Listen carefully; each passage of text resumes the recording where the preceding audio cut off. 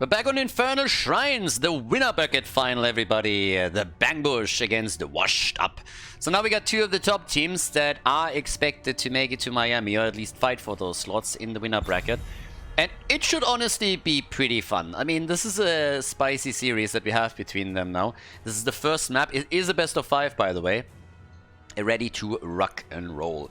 And obviously, there's also a couple of former teammates that now go up against each other, which is also kind of nice. So right now, the memes are already starting. I mean, Masquerade and Ultralisk were already shooting the shit a little bit in the game lobby, so that's kind of cool. Sergeant Hammer instantly banned, no chance to even get her into the game, at least not for the first map. Now, this is all, again, the qualifier, the first European qualifier for the International, the Heroes International, that will take place in Miami in October, from the 14th to the 16th, and you can get all the additional information right down here. $11,000 are going to be on the line. We're going to have North American, European, and Korean teams on site, and it's going to be pretty awesome. And as mentioned time and time again, guys, there is a crowdfunding, so if you enjoy the content, if you like the online competition already, and you're looking forward to the offline event, not only can you visit, but you can also support this on the GoFundMe. Check that out, and every single donation is going to be matched by an equal donation from our sponsors, Heroes of the Storm fans that hope to revive this a little bit, especially the offline competition. I mean, we had for the last 3-4 years, ever since HEC got cancelled, one online tournament after another. It's of course a very different beast if you can get the players onto the same venue and have them fight it out there, especially if it's from different regions and you see the metas clashing. So, with the bans, we have, once again, Anduin and Lucio taken out. We are in Infernal Shrine, so Jojo is still a good pick here. Also, the same true for Tyrael, who could make an appearance. But I'm really hyped for this one. This could go... I honestly have no idea what to expect, because both of these teams have reformed a little bit for this event. And we've seen both of them blink. Both of them had moments where we're like, what happened there? So, who's the favorite? I'm not 100% certain. I would immediately jump to Washed Up. That would be my go-to. But Washed Up had a few moments throughout the tournament where it just looked like they were vulnerable.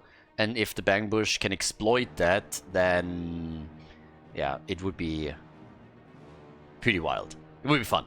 So, yeah, this could be a 5-mapper, this could be a 3-0, I have honestly no clue. We're going to really just, like, see the strength of the teams here now for the first time. Sylvanas gets played, Skog locking that in, Swamp Grotta with the Haka, so now they have 2 globals, they have Brightwing and they got the Haka that they can play with. For the blue team, though, with the bans, but what else are they gonna get rid of here? There's always the threat, of course, that something like a Kerrigan is getting picked again. But I would still expect Hanzo and Genji to be addressed at some point. Maiev, another good ban against Ultralisk, since he's been playing tons and tons of Maiev, of course. I would not be surprised if at some point, doesn't even necessarily have to be in this qualifier, maybe, but during the qualifiers, also Medivh gets busted out again by these guys. Nick in particular had a very mean Medivh on Tomb of the Spider Queen when the Hardos played it, and that was very surprising to me. I did not expect him to have such a strong Medivh, but that was quite the sight to behold. And then you got Ultralisk, of course, for the red team, who could play the hero too. Now, Jojo's still banned, but when it comes to frontline tanks, Diablo is still going to be a big one here. But yeah, it's going to be nice.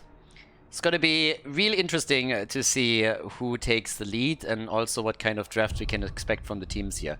Looking especially to Nick and Ultralisk for the final few picks there. So, off we go. Double pick for the blue team, and it gives us Tyrael and Deckard. And as I look at the blue team, I'm like, wait, did I just talk a second ago about Genji and Hanzo being picked at some point? I was like, yeah, nice call, Khaldor, because Hanzo already was picked at that time. Oh my god, these abilities to predict what has already been taken. It's amazing. Captain Obvious just called, and he wants a shout out back. But yeah, there we got Genji. So you can't go for the light bomb combo since Anduin has been banned out, but they get Diablo. So Sylvanas, Genji, Diablo already in here. And our final pick. Yeah, Nick. They could also, I mean, if they want to go for this like Tyrael assassin style again, they could pick a main tank right now and then put Nick on Tyrael. Just funning around a little bit here. But the final pick for map number 1 in the best of 5 series, it is Sonya. Okay, here we go. Sonya, Leoric, and Tyrael at the front line. Guys, it's time. The winner bracket final best of 5 series at the Heroes International qualifier washed up against the Bangbush. Game number 1, washed up against the Bangbush. Hazorbs on Hanzo on the left side. Here in Infernal Shrines, we got Banana H on Deckard Kane, Masquerade on Tyrael, and the Quasars playing Leo with Nick rocking Sonya. On the right side of the map, the Bangbush in red with Henning on Brightwing. We got Ultralisk on Genji, Nagrom on Diablo, Skog on Sylvanas, and Swamgrotta is playing Dehaka. Alright, time to party. There was some additional news that got dropped now also by the owner of the venue in Miami and one of the main sponsors of the event. Obviously, living in Miami, he is a fan of the North American teams, and he just informed us of his evil plan. I mean, first of all, rule number 1, don't inform anybody about your evil plan. Leave them in the dark and then just execute it. But apparently the play is to make the trophy so big that even if Europe wins the tournament, they can't take it back to Europe and it has to stay in the US. I gotta admit that that's a pretty clever ploy. I've so far not heard of this one, but that's not a bad idea. So the evil Americans are already at it again. One conspiracy after another. Yeah, we should talk to Joe Rogan about that. But again, either way, we now have, with the level 1 talents, already the Swift Strike focus right there, down to the bottom of the map. Obviously, a little bit of poking happening with Masquerade and Ultralisk just saying hello to each other. I was like, hey, when you were on my team 5 minutes ago? I was like, yeah, kinda, but now I'm looking to take you down. Masquerade survives it, and we got Ultralisk also barely moving back from this one. Skog was able to escape, but Dehaka is doing his thing at the top lane, being a good global. Who's a good global? You're a good global. So yeah, there we go. Should give him a nickname. Danny. Danny Dehaka. No, that's horrible. That's atrocious. Let's not do that. Yeah, but Dehaka is obvious. I mean, again, like, he needs to be the one to walk between the mid and the top lane, get the experience, later on hold the side lane XP. Now the teams are just getting their camps again early on before the first objective spawns. And blue team claims it, but now with Dehaka following it up, it's a 5 versus 4, so they're trying to get at least a kill.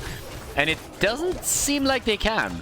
So not only did Dehaka just abandon the top lane, Leo has a full lane that he can now start to take down. But they also didn't get the camp and they didn't get a kill. So they got nothing out of this. They just lost a lot of time and wasted it. Big problem for them here. Yeah, it's a bit tricky. Now Sonya is already working on the camp. We have with level 4 talents the Potion of Shielding. We also got the Strike at the Heart. In the middle of the map, a little bit of a skirmish between Nagrom and Masquerade, also former teammates. So again, there's a lot of these guys that played with each other in the past, which of course also helps you a little bit, trying to call what they're going to do next and what you have to focus on, what you have to be careful about. Now, first objective is up. Level 7 talents, that's where Dehaka is going to try and get them a lead again, but for now at least Washed Up is a little bit ahead. Nothing crazy, nothing to write home about. And with the next minion wave, this is going to change very quickly once more. Seems like Brightwing could also, of course, be of assistance topside. And the two of them are now starting to take that mercenary camp down. And also go for Nick. So Sonya is trying to keep the two of them at bay. But eventually that one goes down and then they can just global to the bottom of the map where the shrine is already being fought over. Lead in minion stacks for the blue team. Yeah, Hazu is getting chased. The drag connects with Masquerade. Sonya is still at the top. So now it's a 5 versus 4 in favor of the Bangbush. And Sonya might not even go there. Sonya is currently way more interested in taking this down. By the way, my mind is blown by the fact that this one hasn't been taken down. So they both globaled down before the Shaman was destroyed, and now they're paying the price for it. That's the second time now that the Bangbush has mistimed this a bit on their global and is having a rough time because of it. Especially with Washed Up now also looking at 29 stacks to 22. They're really buying tons and tons of time for Sonya at the top. And they're not even winning the battle. I mean, what is happening here? Washed Up is currently murdering them. Nagrom with 13 hit points barely makes it out of the fight. Not even close. Dehaka moved to the top, but the fort is still down. So 1 fort destroyed. We haven't seen a single kill yet, but the objective is taken by Washed Up. The top fort is destroyed by them. And now they have an opportunity to take maybe a second fort at the bottom of the map, or at least break the wall. And that's the kill on Brightwing. What? Washed Up is just cleaning house here. And the Bang Bush, they're getting banged up pretty heavily. Nagrom is gonna die. If they focus on him, Nagrom is gonna die. Are you shitting me? Second time he gets away with 100 hit points. Ah! He got Hanzo'd! He got Hanzo'd! Hazu! Beast mode! It's just like, Hazu's predicting the future. He's just like, well, if he moved there, then he should be here. Bam! And gone. Diablo gets Hanzo'd. Dehaka is helping out once again, and they are now getting the kill, at least on Deckard Cain, so it's 2 kills to 1. But regardless, nearly level 10, more than a level lead, 2 forts destroyed, 5 minutes into the game. 5 minutes into the game, and we've already seen 2 forts dropped. That is not a good start. So, for now, we have the rogue abilities. Wrath of the Berserker for Nick. And on the right side, they are fighting for the camp, a bit late. But they are going for Nagrom again. And Nagrom is at 78 souls now. Is able to push his way back out. Okay, good for him. But is still getting caught by Deckard Cain. They nearly dropped him here. But yeah, he's alive. Camps have been taken all over the place now though. And especially Washed Up with a Sonya player at the bottom of the map. Can now pressure them even further. But yeah, there's the level 10 abilities. And off we go. Lightning Breath is in. Can they somehow bring this back? The beginning was really shitty for them. It's level 10 versus level 10, but it's really the structural position on the map that worries me the most for them. You can already tell it having a bit of a difference here. And if you're just taking a look at the passive experience for the two teams, that's already 1,000 experience right here that have been gained by Washed Up simply because they have taken those 2 forts down. So as the game continues, that gap is just going to widen. And in mercenary experience and hero experience, they're also taking the lead. Now, it doesn't matter too much yet, but once that we're talking about talent advantages again, it might start to become a snowball. So yeah, this is definitely a bit tricky. Nick is already up at the top side right now, trying to go for Henning. That gets the first connect, but Hazu is a bit too late to contribute on this one. So they're still fighting or brawling it out a bit between the 2 lanes. But Dehaka has now taken over experience duty at the bottom of the map. This is where the globals are becoming real handy. Because now you can make sure that at least that bot lane pressure is not resulting in you losing one of your keeps. But they have to fight for the next Punisher and they have to make a big stand there. And it might become problematic if the blue team gets level 13 in time. Which they are likely gonna get. I mean, half a minute until the shrine is active. They're missing roughly half a level and are already working on the next mercenary camp, having an increase in passive experience gain. This is very likely gonna become problematic for the Bang Bush. It is, on the other hand, a calculated risk. I mean, the level 13, it's not as impactful as later talents that can drop here. So maybe getting a quick heal would also work. Dehaka is, of course, also attempting to bridge that gap as best as he can. And with Brightwing at the same time taking care of the mid lane experience, they might just be able to get 13 in a timely fashion that would allow them to fight for this one. Deckard Cain, that's a nice one. Good catch. But the big arrow from Hazu again, it's not enough though. In comes the Dragon Blade. Well done. Diablo dies, but he's going to be back. Nick is dead for the full duration though. So they're trading Diablo's souls for 2 kills, and all of a sudden the Bang Bush is back to business. All of a sudden, the Bang Bush is back to game number 1. 3 kills to 3. Dead even experience between the 2 of them. The big difference still being those structures that have been destroyed by Washed Up. And they are going for more. They want the mid fort too. Nagrom gets attacked. Quasar drops the Entomb, but they can't catch anybody here. They can still pressure them away from the fort in the middle.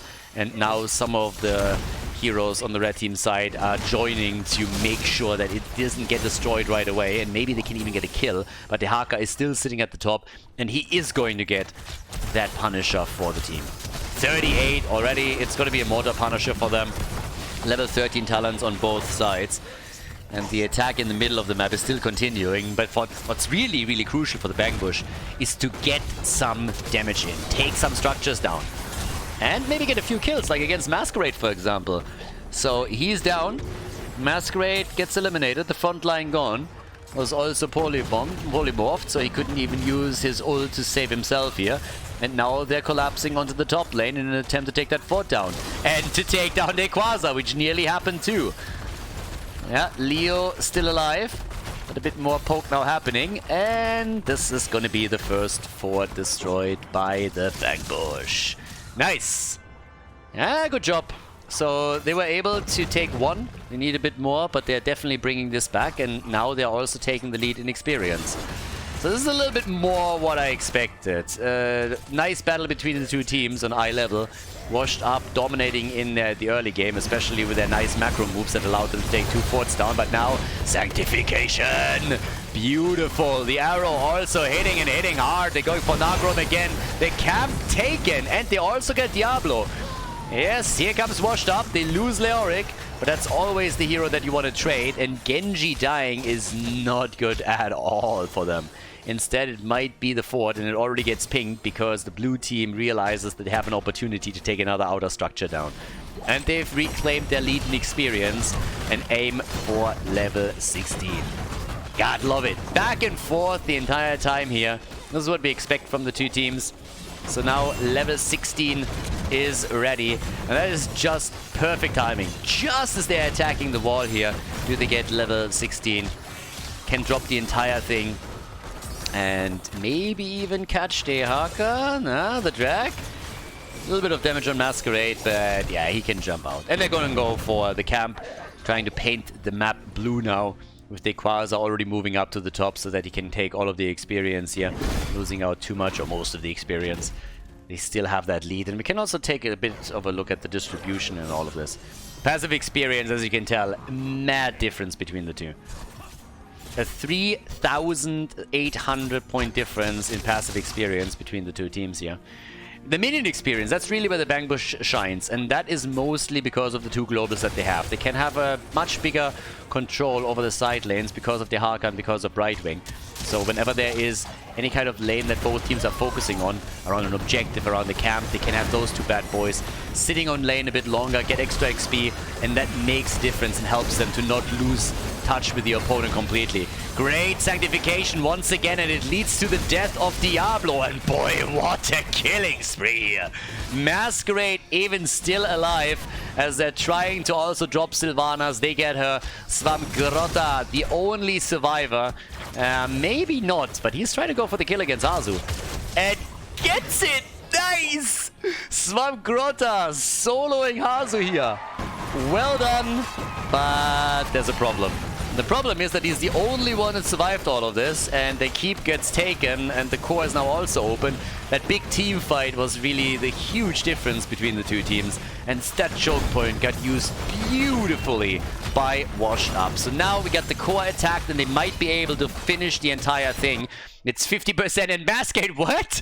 That is a pretty shitty moment, my friend, to pause the game. But Leo apparently dropped. Quasar griefing over here. Leoric dropping out of the game just as they're moving in for the core. And boy, could there be a worse timing for a pause.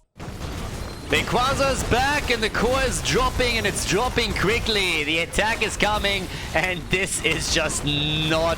Yeah, they can't stop this. This is unstoppable. 9 kills to 6. They take the victory. Washed Up take down the Bang Bush on map number 1 of the best of 5. Before we head into game number 2, make sure that you subscribe to the channel if you haven't done it yet, so you don't miss out on any future content here on Khaldor TV. 2-minute Spider Queen, map number 2 in the best of 5. The winner bracket final continuing. We got Washed Up against the Bang Bush. Masquerade made us wait again. The end of the game was a bit of a meme. Like, that happened a few times now already, that just as the core is being attacked, one player drops, the game gets restarted, and within like 10-15 seconds, it's immediately over. It's kind of crazy. So, yeah. But we have the ban on Sergeant Hammer again. Surprise, surprise. I know, I'm shocked. So are you, I suppose. We have also a ban on Maiev. And they definitely don't want to give that one to Ultralisk. And Tomb, obviously, another map where Maiev has an easy time moving between the lanes. You can absolutely cleave that one out. In comes the Lucio ban. No surprise there. Are they going to address Anduin, or do they this time not care about him? Do we get a Kerrigan here? Nick and Ultralisk both could play it. Or do we get Medivh? I talked about Medivh in the draft of game number 1. Specifically talking about Tomb of the Spider Queen as a potential map where he could be picked. Or where we might see Nick in particular play him. And that could still happen. So, let's see. First pick, oftentimes, of course, is all about the AoE. Normally, Leo and Blaze are very highly prioritized here. Junkrat is up. Great for the poke from the outside to interrupt turn-ins. And also, like, cause all of the displacement. So, yeah, a few picks that could be highly impactful. They go for Blaze to start things up. And what else are we getting? Especially, of course, now with an eye on Junkrat as a potential pick. Hanzo is up. Leo, as I said, for the side lane. There's a lot of good stuff that he could go for right now. Okay, so there's Hogger. Alright, Hogger Hanzo. Yeah, no Leoric. Tequaza's playing a lot more Hogger lately. What I honestly want to get again is Svamgrota's Hogger. Svamgrota played... God, where was it? Was it the Masters Clash? I can't even remember. One of the recent tournaments, he just murdered with Hogger. It was absolutely nuts. He got multiple solo killers on the side lane, which is something that we're normally seeing from Tequaza. But his Hogger was crazy, to an extent where the opponent's team started to ban him out consistently. So now we're getting Malfurion and Sylvanas. Yeah, heading with the old man here. And well, still curious what Ultralisk takes. Kerrigan and Medivh. Those are the two that I'm waiting for to be addressed in some way, shape or form. Kerrigan is played by both Ultralisk and Nick. Nick brought back in the days back on this map in particular. It's since then been a strong pick for them. Now, of course, Genji is also still up. Anduin is also up, which means that a Genji-Anduin combo is available unless one of the two gets now banned out by the Bang Bush. But Nick's Medivh is an option.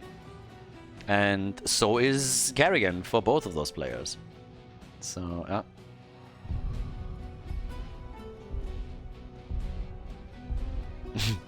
Yeah, thinking about that too. Especially the Genji combo is, of course, now tempting. Nah, they're banning Medivh. I think it's the smart move, honestly.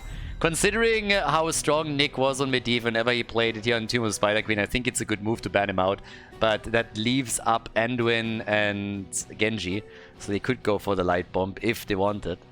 It's kind of fun though, if you think about it. Medivh is usually... it's kind of cool. To have Nick in a position where he really just threatens teams so much with certain heroes that he plays on certain maps is pretty crazy. Now, there's Masquerade's Tyrael, and they get Anduin. So they pick Anduin, but they don't go for Genji right away, which means that Nick could also play the Light Bomb Engage with something completely different, including, of course, a Kerrigan. So Genji is still up. Ultralisk could pick either one of those two, or something completely different, but nice to see those mind games between the two teams now. And the final two picks for the Bang Bush, they still need their front line, they still need Nagrom. And they go for Varian and for Kerrigan. There's the stuns. Varian taunt into Malfurion root. Nick, is he gonna go for Genji? Are we gonna get Genji by them now, the Anduin with the light bomb? Or are they playing something completely different here? They got Tyrael and they got Hogger. Hanzo for the damage so far, the only damage dealer that they currently run. They have the 1-0 lead in the series, so the upper hand for them in this best of 5. Here at the winner bracket, and they go for Diablo. They swap Nick over to Tyrael and have him play his Tyrael Assassin Bruiser style. Tomb of the Spider Queen, everybody. Map number 2 between the Bang Bush and Washed Up. Washed Up with a 1-0 lead as we are headed straight into the second game. Hazo hops on Hanzo, Nick on Tyrael. We got Banana Age on Anduin, Dequaza on Hogger, and Masquerade on Diablo. The right side of the map with the Bang Bush in red, Nagrom on Varian, so they're going to go for the taunt here with a follow-up from Henning's Malfurion. Blaze could also contribute an additional stun to the combo, played by Svamgrotta here. We got Ultulis from Carrigan, talking about stuns, and Skog playing Sylvanas. There is a lot that you can unleash now on a single target. It doesn't matter if they go for mind control, if they go for the Wailing Arrow. Whatever they do, they have tons and tons of tools to just completely shut down a single target and make the play. And Sylvanas is already trying to shut down some structures at the bottom of the map, where we have Blaze and Varian both slowing down the blue team. So they were able to get 50% of the turret HP. And since everybody started to rotate down, Ultralisk was attempting to push out the top a little bit further and see if he can maybe do some damage here as well. But yeah, they're still going for these fights. Tons and tons of CC, of course. And in case that you haven't seen it yet, Nick is playing that Assassin Tyrael, and he has been playing it a lot, which normally means that we're gonna get Judgment from him, and also the more auto-attack focus build, and he can be the one that engages with the light bomb being dropped on him, instead of just picking a Genji, for example. That's something that they've done quite a lot during the Masters Clash too, and people just started banning out Tyrael against Nick. Nick is crazy in that regard. He always comes up with a new hero that he wants to play, and that he puts a slightly different build on, and at some point people are getting so annoyed that they're just like banning it out time and time again. Now, it doesn't always work for him. He had a couple of fails as well. His Li Ming that he played in some of the X Cup with Glass Cannon non-stop was occasionally successful for them, but it's not something that teams really fear to an extent where they said like, yeah, we have to address this in our ban somehow. Normally they were just looking to see, okay, how we're going to deal with this and how we're just going to punish him for picking Glass Cannon here.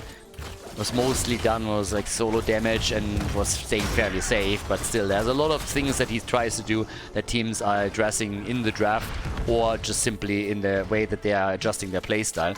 But a lot of these things, with Sergeant Hammer being one of them, with Medivh as we saw here, with his Tyrael, the double support Kharazim that he plays like an assassin too. A lot of those things are really catching tons of teams off guard and force them to adjust their thinking a little bit and lead to quick and easy wins for them. So Nick definitely somebody that likes to innovate here. Diablo going down, and that's first blood for the Bang Bush. With level 4 kicking in, they of course go straight up for Taunt.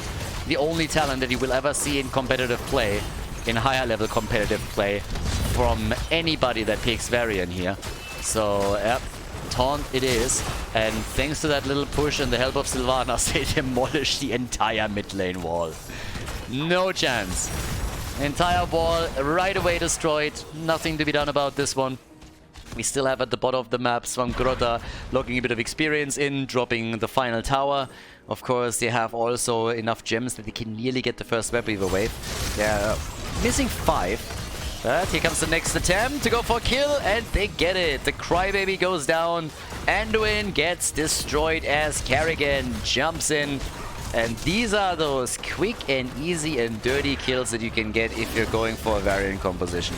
You have your taunt on level 4, you just go in and follow up on this. Even in this case, Svamgrotta dies. Sorry, not Svamgrotta, Masquerade. They're coming in and they're getting the kill, and now they have another shot at taking that fort in the mid lane down. This is how you want to play this. You come in with Varian and you just move in time and time again. You drop that taunt, you have the follow-ups from other stun heroes. In this case, Carrigan, Blaze, a root from Malfurion, the damage from all of them, and then also Sylvanas. And you drop targets, you establish a bit of a presence on the map, and you just push your opponent into a defensive position while controlling the objective, while controlling the lanes, and in this case also moving Sylvanas onto a structure so that you slowly can take them down. And breaking through that isn't impossible, but it's always difficult. And for Washed Up, they need to at some point make sure that they can break that little trend and turn it around against the Bang Bush. And an ideal way to make that happen is also after you have level 10, so that at least heroic abilities are available to you. But yes, off we go. Level 7, again the Purge Evil, Ardent Restoration on level 1. There's the first stun. And they're starting to move back a bit. But it's all about turning number 1. And here comes Nagrom for Hazu. Ops, not going for the taunt just yet. Comes straight in for Diablo. Taunts him again. And yeah, it's going well so far. 3 kills, that's what they got. Trying it again, 2 more seconds, and then they're gonna have taunt once more. Trying to jump into the back line here, but the blue team has already locked in the turn-in.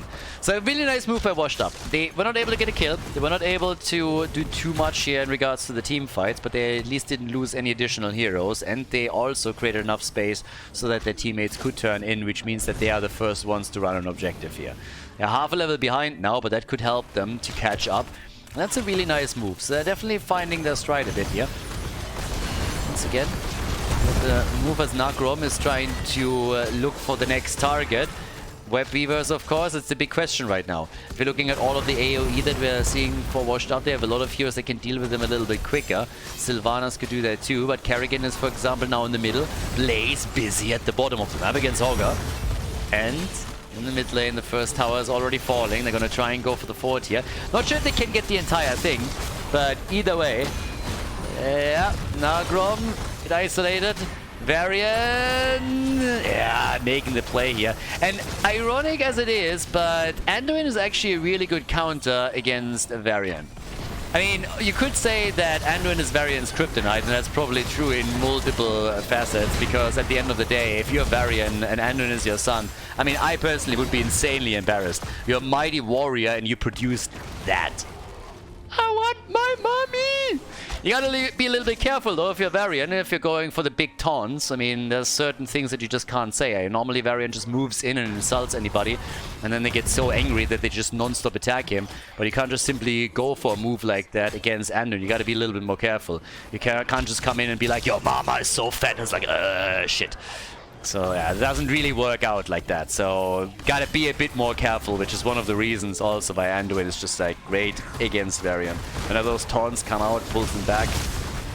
But Varian is usually extra motivated to take him down. Could do that too. There's the kill. Yes, they guess Diablo again. Lots of stuns here as they come in once more, drop the Ultralisk and drop Diablo. Nicely done. So, they are going with their own Web Weaver wave now for structures, and the one in the mid lane should fall. Looks like the one at the top is also going to be defeated here. They're about to go straight for that, but they can't quite take it. They're aiming for 2 regardless, and that's the middle and the bot lane. 4 kills to 0. Not a single kill yet for Washed Up, but they're losing another fort at the bot lane, so the outer structures are slowly but steadily falling. And of course, they are also not happy with leaving the top fort with just a few hit points. So if they can now move in, and they do, they're gonna get this one as well. Another taunt, and Hanzo jumps out and escapes. But you can tell, Svamkrota was trying to go for it. He has 38 gems. They need to be very careful that he doesn't die. Good stuns, great root, and then even Kerrigan with a stun combo. Couldn't get a kill, but at least they saved Blaze. Didn't even have to use his bunker to get out there, and that's a second turn-in for them, for sure. Yeah, interrupt attempt, but that one was always a little bit strange. So, off we go. Second Web Weaver wave. Judgment, again, has obviously been taken. So far, we haven't seen it have too much of an impact, but you can now go for a lot of stuns on the side of Washed Up as well. It's not only Judgment that you have to watch out for, but the combo of Judgment into a Hanzo arrow and also the Light Bomb, the Shockwave, has so many level 10 abilities that when stacked could, for example, murder Henning within half a second. So they are going to be looking for that. Varian already getting attacked here. Jumping in again. Where's the combo? Kerrigan looking for it. Wailing Arrow is out. Hazu, on the other hand, barely making it out. No, he dies, and so did Nick. Even the arrow being used here. The Chrysalis to keep Kerrigan alive a bit longer. Diablo trying with the Lightning Breath to go for the barbecue play, but Kerrigan makes it, and Web Weavers on every single lane are just barreling down on the structures, aiming for the keeps, and Washed Up is in trouble. They are losing way too much ground here. The momentum swing that we have in favor of the Bangbush is absolutely incredible. 6 kills to 0, 2 levels ahead, and they are destroying everything. They gotta be careful that they don't go too deep, but another great combo from Carrigan. Nick is dead again. The bottom keep is about to fall. And the one at the top lane is also low. After they drop Hanzo and Tyrael, they continue with Diablo. Another taunt, and that's a 5-man wipe. The entire team is gone, and this is game. This is game. 11 kills to 0. The Bang Bush goes through washed up like hot butter through cheese. No chance for the blue team to get a foothold in this game. Most of the keeps gone. Only the one at the top is still surviving. Nick is YOLOing in with another judgment, but this is, of course, a foregone conclusion at this point. 16 is on the board. 12 kills to 0. A talent advantage, a 3-level advantage. This is ridiculous. The arrow misses completely. And this is game. The Bang Bush able to tie the series as we're headed to game number 3 of the best of 5.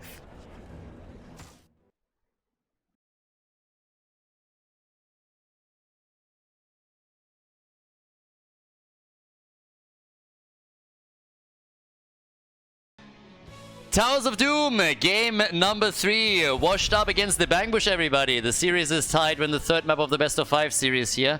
The winner bracket final for the Heroes International qualifier for Europe. And the Bang Bush just banged up, washed up pretty heavily. So, yep. They had to apply a bit of aloe vera for all of the burns that they received in the last game. I mean, damn son, that was 12 kills to 0. It was a perfect game, pretty much. Didn't lose anything. Didn't lose a hero, didn't lose a fort. Bang Bush completely destroyed them with that draft, and things fell apart for washed up. Super excited to see which team is now taking the lead here. Now the bans are, at least these two, will probably stay the same for most of the series.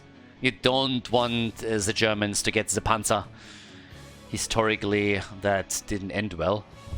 To be fair, there is a German also on the side of the Bang Bush, so technically they could also try to play Sergeant Hammer. They have done it in the past. Ultralisk at least did. But if there's one team that is known for taking her, then it is definitely Nick and Hazu. And then you got Maiev, which is banned because Ultralisk is just a little bit too strong on this one. But yeah, Jojo gets taken out as well, and Lucio once again eliminated. Alright, so let's get this party started. Once again, this time Brightwing as a first pick. Yep, getting a little bit more global action in. Normally it's the top lane that will be addressed now with a double pick, so I suppose we could see again either Blaze. Seems like Dequaza in particular is favoring Hogger a little bit more lately. But yeah. And they're hesitating a bit too. I mean, I like already that the series is tied right from the start as we're heading into this. Okay, there's Hanzo, and as a side laner, they Haka. They go for the global instead. Which leaves, of course, Leo, Blaze, and Hogger all open. So, yeah, lots to pick for Dequaza. No problem for him here in the slightest. We're looking again towards Nick. Nick and Ultralisk, those are the two flex players, and those are the two, especially Nick, that have some crazy picks here. Now he takes an early Genji, and that might well mean that he is gonna play Genji, but they can always swap things around like they've done in the past here. What I would really like at some point is maybe again that second support Karazim melee assassin that he loves to play during the Masters Clash. It was kind of fun to see that. The Tyrael variation of that didn't really work out for them on the last map, but that was also partly because of what they encountered. Varian just shut down everything with all of those follow-up stuns and CCs that the Bang Bush had.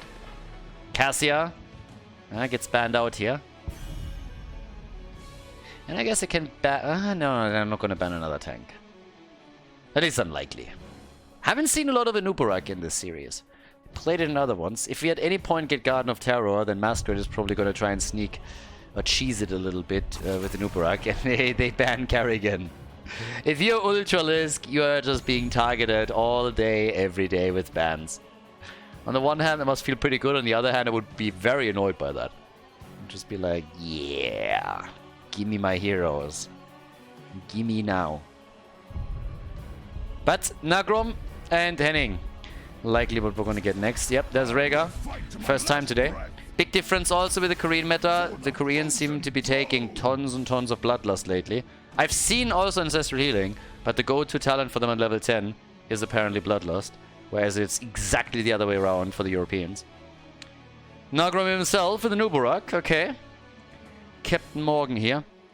I mean, I asked him if Nagrom is just Morgan spelled backwards, and he was just grinning and didn't really say anything, and was saying pretty much like, yeah, I'm neither going to deny nor confirm that. But I start to believe that he had some pretty bad or awesome Captain Morgan experience, and that's where the nickname comes from. Like one of the two. That would also make him somebody that favors rum, and I count myself to that group. Whiskey, for example, is wasted on me. If you gave me a really expensive and really good whiskey, my first question is, hey, can I have Coke with that, please? So, yeah, definitely not something that you want to waste on me. But rum, that's a different story. Anyways, we got Sylvanas, so there is definitely follow-up. And we have, with Junkrat and with Muradin, also a nice stun and the displacement with Junkrat's Mine for Washed Up. So, guys, let's go. Towers of Doom, map number 3. Prepare yourself for battle. Washed Up against the Bangbush, everybody! Here we go! We got Masquerade on Muradin on the blue side, Banana H on Brightwing, Nick is playing Genji, Dequaza on Blaze, and Hazops on Junkrat. On the right side of the map, the Bangbush with Henning on Rhaegar. We got Skog on Hanzo, Ultralisk on Sylvanas, and Nagrom on Anubarak, and Swamgrotta is playing Dehaka. Well, as we're going to find out which team is going to take the lead here. It was one thing that I found very amusing right now. X-Ray is currently playing Storm League on the European server, and he just posted in one of the internal player channels a screenshot of the lobbies that he's getting. So he's pretty high up Grandmaster, and he's been complaining about the amazing lobbies and posted a screenshot where he's just playing with a bunch of no-names, half of them just being like barely Masters, pretty much Diamond. And everybody is just playing right now in the qualifier, of course. But he can't go, so he's not part of any of the teams, and that's why he's playing Storm League. And he's just like, guys, this is shit. There's nobody playing that's any good. Oh, that absolutely floored me. I saw that just as the game was loading. It was just too good. Shut up, Brightwing. Brightwing is already annoying. Everybody's like, hello, friend. Shut up, fruit fly. Okay, so as we're slapping the fruit fly around a little bit, we have already an action for Skog. And, well, the Haka is down, and it seems like Skog also is annihilated. Look at that. Seems like Washed Up is a little bit angry. Seems like they're really, really angry. After the last game, they apparently thought that they should probably turn this around and make a bit of a statement here. And so far, this is really working out. That's 3 kills to 0 now. Oh, brutal. Absolutely brutal. 3 kills to 0 right from the start. Washed Up, stealing the camp away, and pretty much saying, yeah, that shit worked once against us. Now we're gonna... Why is all of a sudden this voice line on Brightwing just nagging me the entire time here? What is this? I can't be the only one who hears that consistently. One of the reasons why I hate Brightwing is that when the game was first released, Brightwing was consistently globbering the friend voice line. And when you casted the game, it was insanely obnoxious. And I just couldn't stand it anymore. It was just so annoying. And now, they fixed that at some point. But now we have a similar problem here, at least I do. The problem that the Bangbush, on the other hand, has... Shut up! What the hell? The problem that the Bangbush has, on the other hand, is that they're getting just dropped time and time again here. It's 4 kills to 0 already. Guys, we're 2.5 minutes in. They're getting murdered where they stand. Back to Heroes of the Storm Whack-A-Mole. Washed Up, apparently not happy with what happened on the second map, and they're just going for big plays here. So yeah, absolutely nasty. Look at Swamgrotta, also having some problems. Oh, nice dodge. Nice! Well done. Good drag too. But yeah, not much more that they could do there. Alright, so either way, we have a little bit of action down at the bottom of the map as Sylvanas is now hoping to push the lane out. But thanks to all of the kills that Washed Up got, they now have a 1-level lead, and that's an early level 7 talent. So they should be able to lock in 2 out of those 3. And... oh, Hazu is saved! Hazu gets actually saved here. Nicely done by Banana. get like a kill against him. And what? Despite the level 7 talent advantage, it seems that Bangbush is going to be the team that takes the additional altar. So, yep, 8 shots fired against Washed Up. And that, at least for now, stops the momentum of Washed Up a little bit. Look at the experience gap. What the hell? I mean, how far ahead can you be at this point in time? 1.5 levels? Are you serious? Yeah, that's crazy. That is absolutely crazy. And now they're also going for a potential follow-up kill on the Aka. Yeah, not quite. Maybe Masquerade is now dying. Masquerade, Brightwing! Oh, what a save! The timing! And they turn it around on Hanging, and Rhaegar is dead. Rhaegar got wrecked. So 5 kills to 0, 1.5 lead pretty much. Yeah, Masquerade, this time the dwarf got murdered. So first kill for the Bangbush. And it couldn't be more fitting. Where did they bang him up? Yeah, in a bush. Exactly. Moved in, got murdered. Okay, so still, it's an insane gap in experience. It's honestly ridiculous when you think about it. Because that also means that unless they get a few more kills now, the level 10 is dropping so much faster for them. It's gonna be insane. Now, either way, we got Dequaza already doing his thing here in the middle. Can rotate towards the top again and help Brightwing out a bit if he wants to. Down to the bottom of the map with the pumpkins now moving through. Yeah, we got Hazu paying full attention on all of this, but he got the assist from Masquerade anyway, so that wouldn't be a problem either. And yep, there is the channel. If they can delay this until they have level 10, they're gonna get it. And they are gonna try. Yep, there's the interrupt. Such a small gap now until level 10. Nick is already pressuring this. Red team is rotating over since they know they have a very, very small window that is closing incredibly quickly. And they are trying to get it, but there's level 10, and now they likely will have to let this one go. They don't want to fight this. But there's the drag. Genji is low, jumps out, still alive here. They're zoning them away as best they can. Riptire is already out. They have pretty much used most of their ults. They have a few defensive ones left, but now focusing down Dehaka. Nagrom also coming in from the side here, but the channel has already happened. And that's another 4 shots that got fired. So really well capitalized on that little lead that they had there. 5 kills to 1. Now we got 32 to 28 points on the core. We can go for the camps again. They're just dominating the map at this point. And the next thing, of course, will be level 10 battles with both teams having access to the heroics. And in this case, Sylvanas with the mind control. Rhaegar gets blown to pieces. Nicely played. First of all, Harzop's of course fantastic with the mine here, making sure that Rhaegar just had no chance. Now up at the top of the map, we're having Dequaza about to take down that bell tower, and it is just incredible how well Washed Up is currently playing this. Now, I gotta say that I was still a bit surprised because I think that this map was actually taken by the Bangbush. And given the fact that Washed Up just loves to play here, that surprised me a lot. And I have the feeling that the red team is kind of regretting this a little bit, that particular choice. Well, the bell tower at the top lane is soon going to be taken. And here in the middle, the wall is also getting destroyed. Still a level until they have 13, but they're still an entire level ahead. Oh, useless arrow right there. Yeah, and they're going for Masquerade here.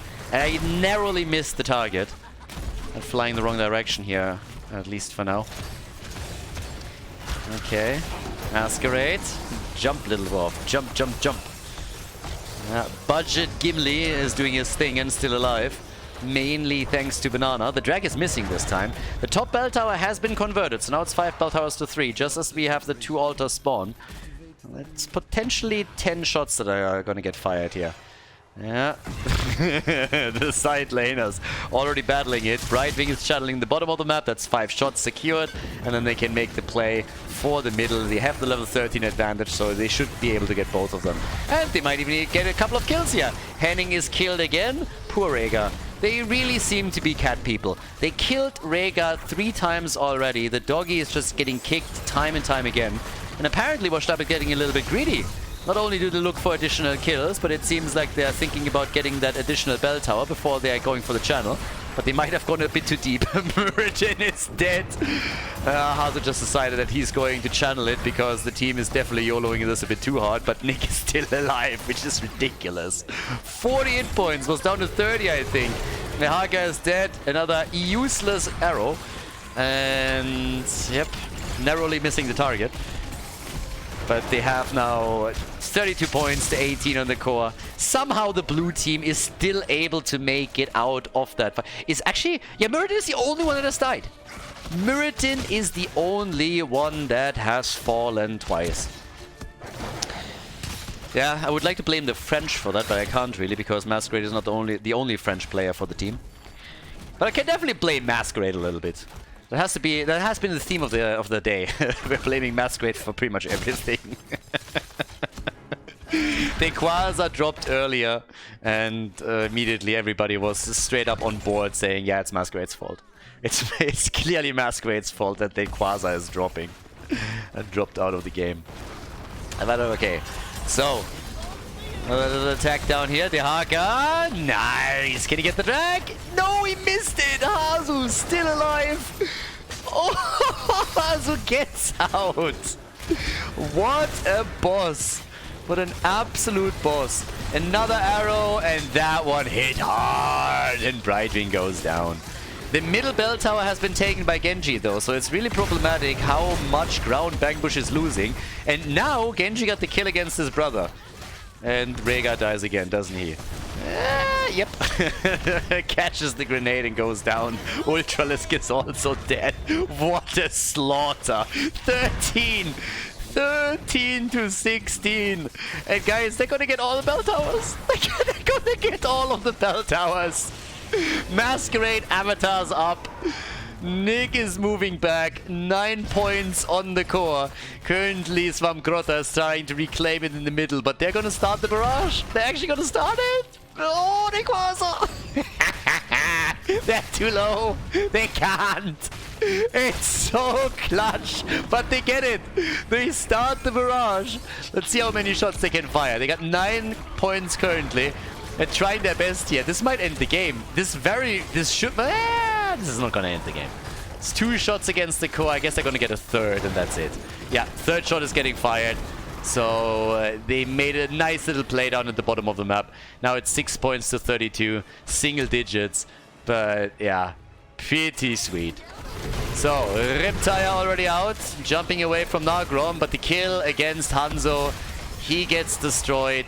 And the team is just falling apart here. Poor Rhaegar. He's getting... he's just getting focused all the time. I really feel bad for Rhaegar now. I kind of feel bad for Bangbush, but then again, they completely destroyed them on the last map. So, yeah, seems like they're taking it with, with a bit of humor here, too. So the boss gets attacked. This triple altar phase that is coming up. Look at those B-steps. Ah, nice. Not even real B-steps, just a little bit of stop moving. But that bug is twitchy. So they're going up to the top, trying to reclaim that. The biggest problem that they have is to decide how they want to end the game. That's the biggest problem right there. Brightwing is down, committed Sudoku, and they're taking the final one. So yep, the shots are going to be fired. Skork is trying to escape. Actually, I think he's going to just kill himself over here. They're having some fun. Yeah, the shots are being fired. And this is it. A 2-1 lead, everybody, for Washed Up against the Bangbush. Towers of Doom, once again, just too strong for them.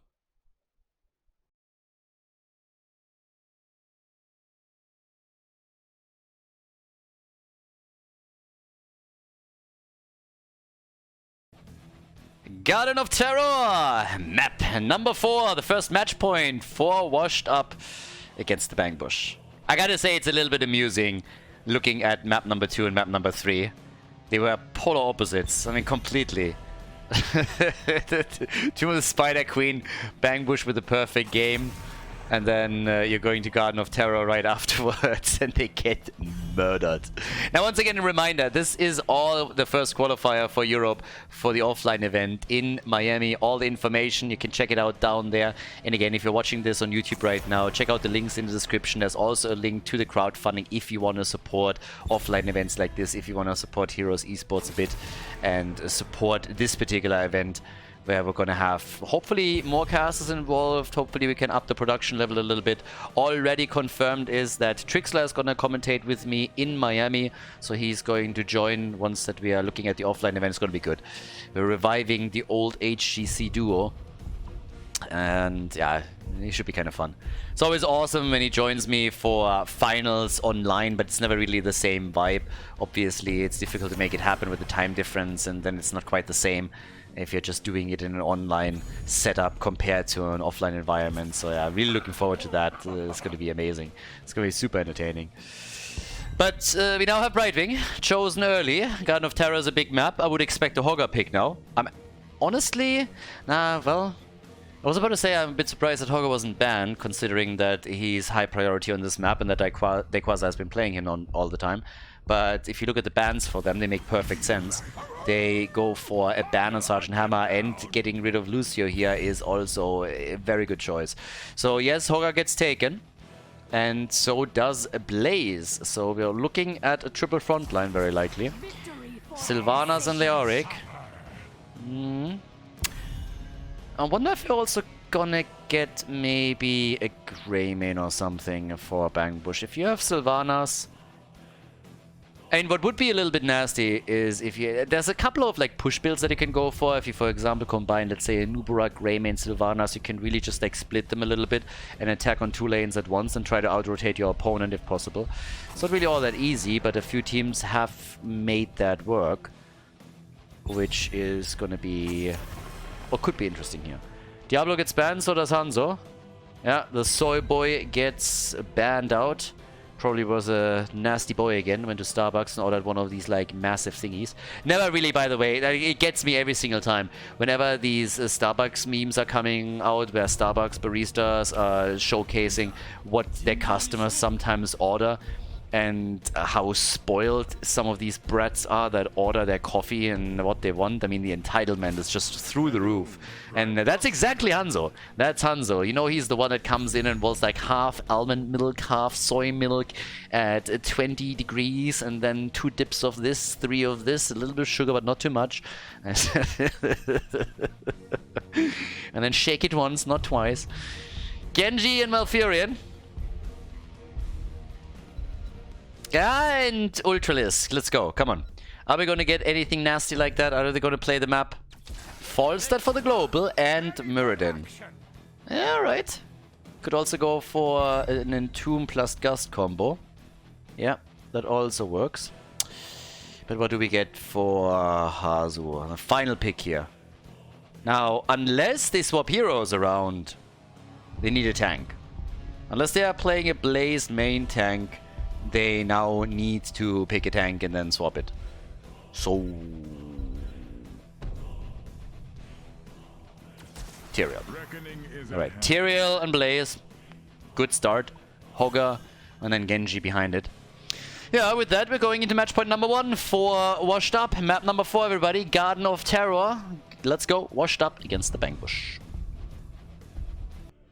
Garden of Terror, Hazops. He's playing Genji, so they swapped the tank as expected over to Masquerade. We have him playing Tyrael now.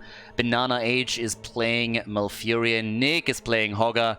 And we got Dequaza on Blaze. Towards the right side of the map, the Bangbush. Obviously, they gotta win 2 in a row now if they want to make it to the grand final through the winner's bracket. We got Ultralisk on Falstad. Svamgrotta plays Leoric. Henning on Brightwing, Skog on Sylvanas, and Nagrom is playing Mirrodin. Okay, so with this said and done, let's see who takes the lead on the map. The last 2 games we had, right from the start, very quick kills. And obviously you are brawling in the middle of the map a bit as the game begins, and you're checking, can I maybe get a quick hit here? It's not really happening in this one. But they are both going to be very, very eager to get ahead. And Hazu is eating some damage. I mean, he wanted to move in and attack Ultralisk and force him to tap the fountain, which I guess he succeeded in doing. But he himself also took quite a lot of damage. Still got to deal with all of this down at the bottom of the map. Up towards the top. Blaze has to be careful now, but Tyrell is also ready to help him out if need be. Don't think they can get it. Well, maybe they can get a kill. Henning? I'm starting to feel a bit sorry for Henning. I mean, first of all, I feel sorry for Masquerade. Actually, that's not true. No way. Oh! Really? Okay. Alright. Alright. They got the kill. I mean, color me impressed. I was about to say I feel sorry for Henning because he gets always focused, but Masquerade, not bad. So check this one out. So they're body blocking Brightwing and nearly got the kill. And then Masquerade gets taken down, which looked a little bit like a meme. Turns it around and is able to get the hit. So that was pretty sexy. That's how you get Tyrael value right there. Trait value accomplished. Ooh, ooh.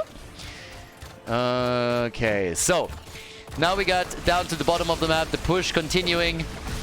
Teams have, of course, started to focus on the objective, the first objective of the map, which is take mercenary camps, right as the 1 minute mark passed and all of the camps spawned. The important part to note is really that a lot of these heroes are picked for their ability to take mercenary camps quickly. And this is what can very much so help you on this map to get ahead. Just get a lot of lane pressure going by taking as many camps as you can, ideally steal a few away from your opponent. And yes, here we are. Ultralisk, Nagrom, they already have to tap. Up at the top, Blaze is pushing this a little bit. We got a kill for a kill now. Level 5 on each side, and the first seed is now also spawning. Very creative map. Very creative map. I mean, my favorite name for it is Tomb of the Garden Curse, because all that Blizzard pretty much did here. Oh, another kill? Another one? Not this time. Yeah, Masquerade apparently got a little bit cocky after he got the last kill with it, so now he's trying it again, but didn't really work out here. But yeah, Tomb of the Garden Curse. So pretty much Blizzard was looking at this and was like, you know what? We're going to make them collect tributes, seeds. And then when you have 3, we spawn web weavers, you know, garden terrors. It's like a completely different mechanic. Like nothing you've ever seen before. Crazy map mechanics that are totally unique. Yeah, people always like ask if we get new maps. We need new maps, we need new maps. This is one of those arguments I could never understand. I never really got that one. We have so many maps if you compare us to League of Legends or to Dota 2 that we have plenty. There is so much stuff happening. If anything, we need less maps. It's actually kind of sad because on most maps, people that play just don't understand how the objective properly works, what kind of timings they need to execute with either the objective or with mercenary camps. And you see it even, I mean, to the day, that's a kill. To the day you see it on Infernal Shrines that a lot of people just don't know how to bait a Punisher over the wall and how to make sure that he doesn't jump before he reaches the wall. So yeah, we need less maps, not more, and if anything, Blizzard should have tried to fix the maps that we have in the pool and then build on that, but unfortunately that never happened. But yeah, a little bit of a side tangent here, not really important in the context that we have. That's what competitive map pools are for. But yeah, so we got 1 kill against 3 now, so the red team, bit of a lead. Also had an experience, but the first seed has been claimed by Washed Up. And they're looking for more. Hazops is always nibbling at Ultralisk. Genji, in general, is a chicken connoisseur. He likes the crispy chicken. He likes the marinated chicken breast. I mean, honestly, you give the man chicken and he's happy. So whenever he sees a false stat, he's like, dinner. And he's gonna try and make the play for it. He's gonna poke against Genji throughout the entire game. Sometimes also Sylvanas, of course, but whenever he sees the birdie, that's really the prime target.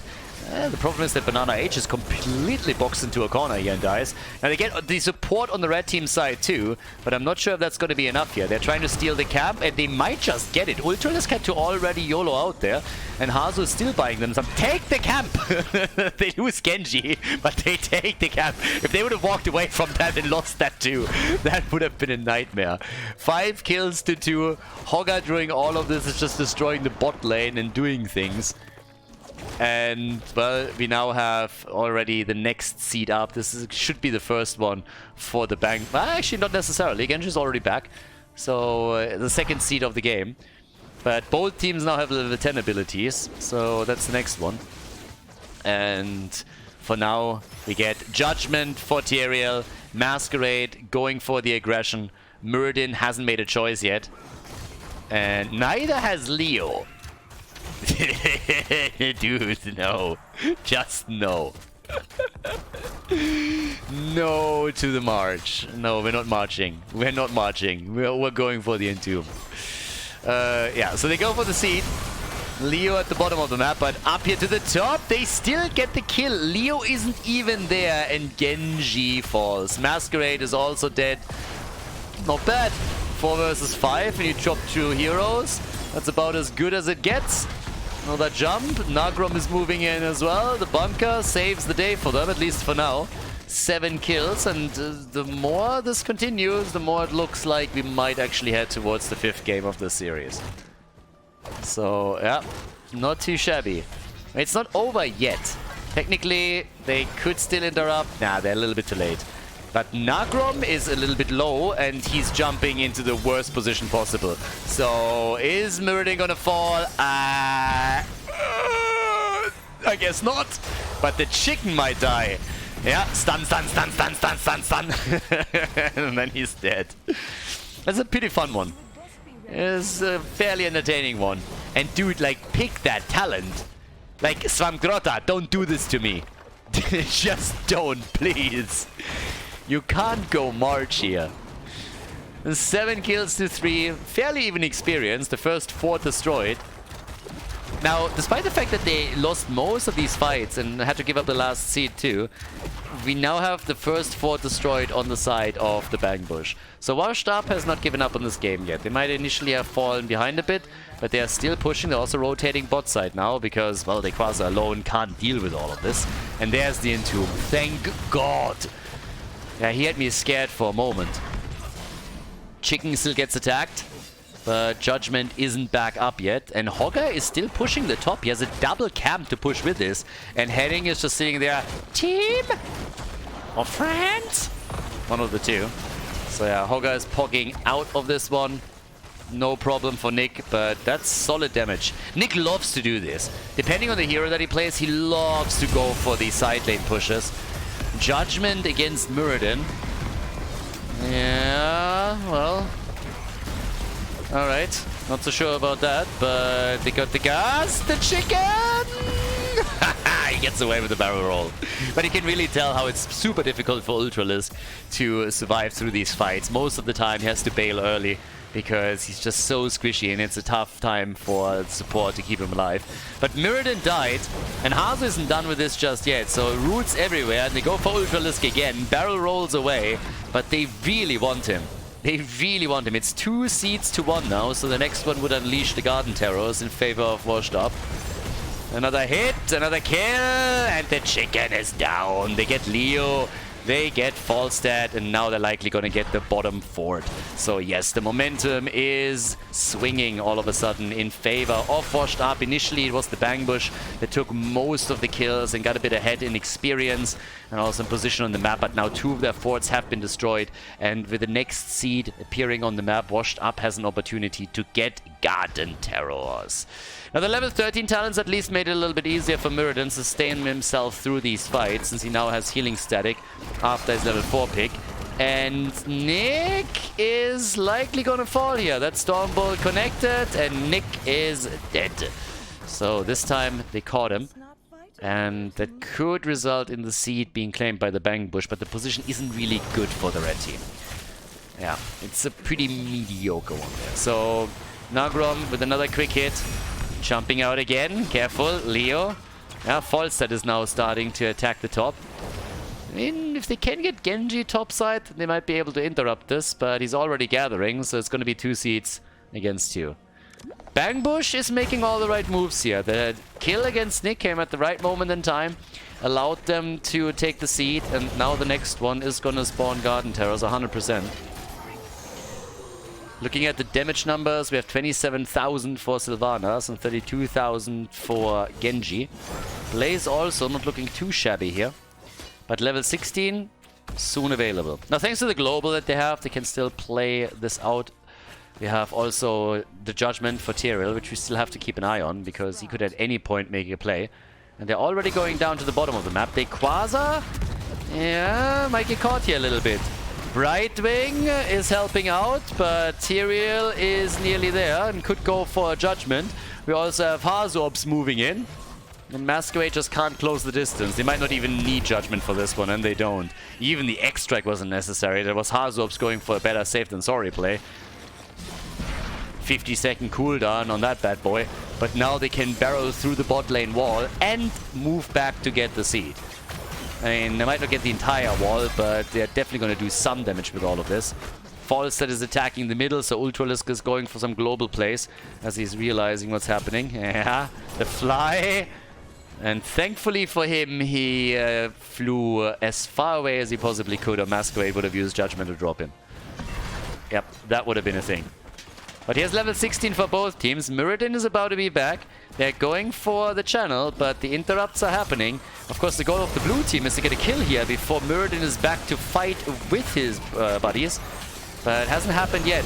They could go for Ultralisk. Hasn't happened yet. Judgment hasn't been used. The Entomb gets dropped and Mirrodin is back. So now it's a 5 versus 5. The top lane, that's a different story. Top lane, we have a big push coming and Sylvanas is dead. Judgment used. And Brightwing gets completely destroyed here. No chance at all. Ultralisk also helpless. Is dropped, and yeah, this is a disaster for the Bangbush. That top lane is already in trouble. That keep is taking damage. The top lane keep is taking damage, and now we're having, in addition to that, Garden Terrors any second appearing. Nagrom still trying to survive, buying a lot of time, honestly, but yeah, it's not going to be enough. And the top keep, as you can tell, is gone. But yes, again, the big fight. They started to go for Sylvanas first, put her into a corner and dropped her quickly. And then the follow-up kills. They took Brightwing out, and after that, Falstad didn't stand a chance either. Now, the keep at the top has already fallen. In the middle, the fort is about to be destroyed. We got 11 kills to 8.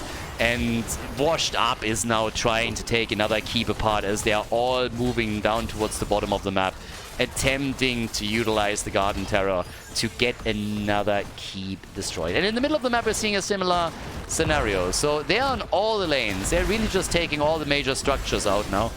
And it's nothing that Bangbush can do. Judgment is in. It's just so much momentum. It's just a pain train driving straight for the heart of Bangbush space. And they're looking for a kill so that they can somehow turn this around. But it's nearly impossible. Hogger is moving away. The core is already getting attacked.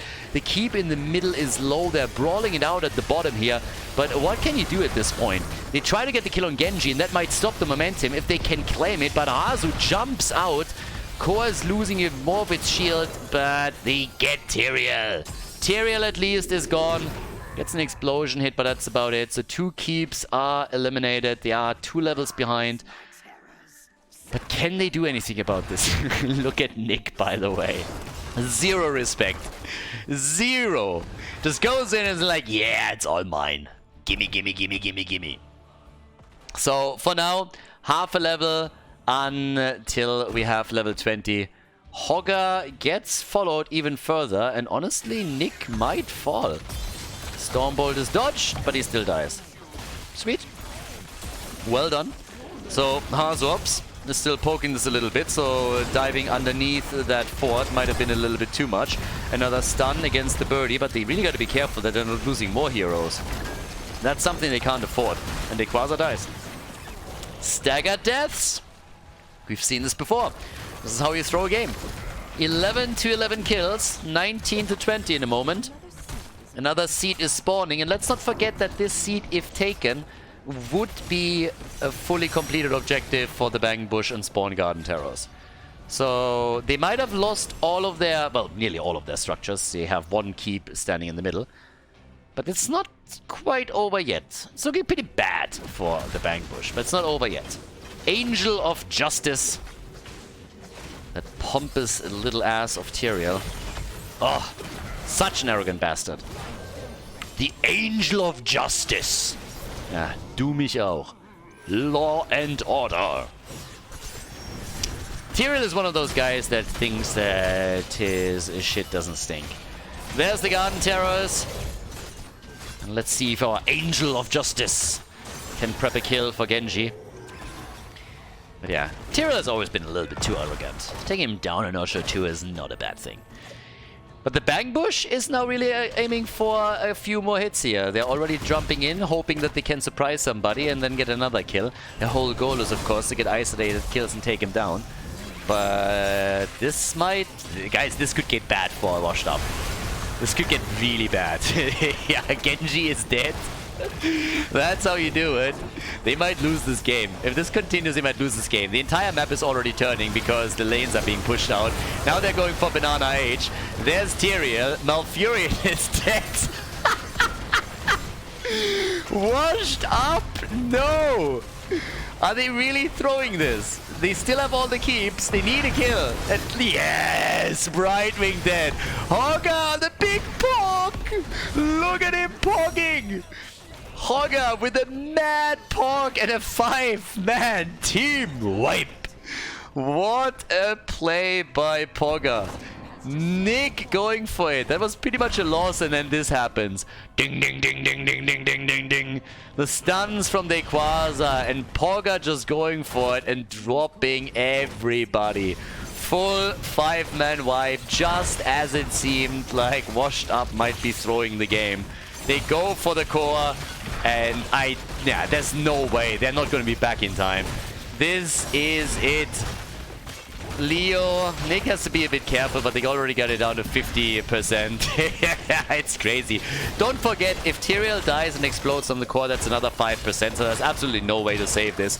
A 3-1 victory for Washed Up, everybody. Bang Bush gets dropped into the losers bracket as Washed Up moves on to the grand final of Qualifier number 1. Well done. GG.